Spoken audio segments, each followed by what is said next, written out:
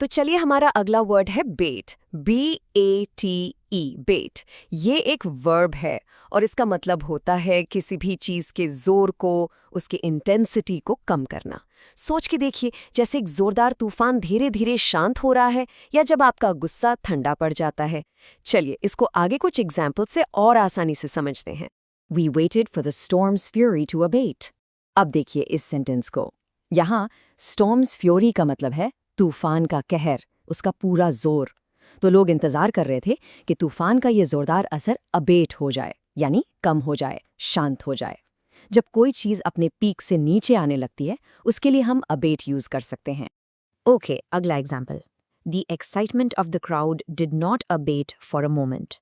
अब यहाँ पर अबेट का इस्तेमाल थोड़ा अलग है। नोटिस किया आपने, यहाँ डिड नॉट अबेट लिखा है। इसका सीधा सा मतलब है कि क्राउड का जो जोश था, जो एक्साइटमेंट था, वो एक पल के लिए भी कम नहीं हुआ। वो बिल्कुल उसी हाई एनर्जी पर बना रहा।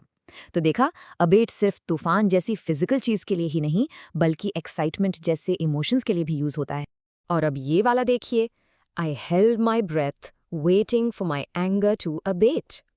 ये सिचुएशन तो काफ़ी रिलेटेबल है ना? जब हमें बहुत गुस्सा आता है तो यहाँ कोई कह रहा है कि उसने सांस थामकर इंतज़ार किया, किस चीज़ का?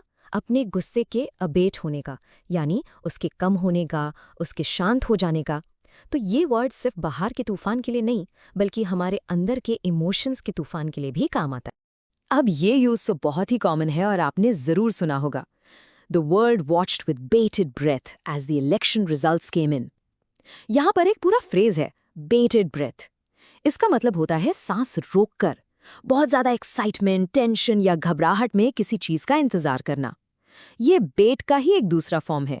सोचने वाली बात है, मतलब आप इतने एंग्शियस हैं कि आपकी सांस भी बेट हो गई है, यानी कम हो गई है, आपने उसको रोक लिया है। Interesting, right? चलिए इस वर्ड की अंडरस्टैंडिंग को और सॉलिड करने के लिए इसके सिनोनिम्स और एंटोनिम्स भी देख लेते हैं।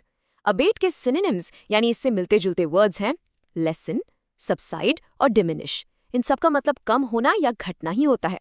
और इसके ऑपोजिट यानी इसके एंटोनिम्स क्या होंगे?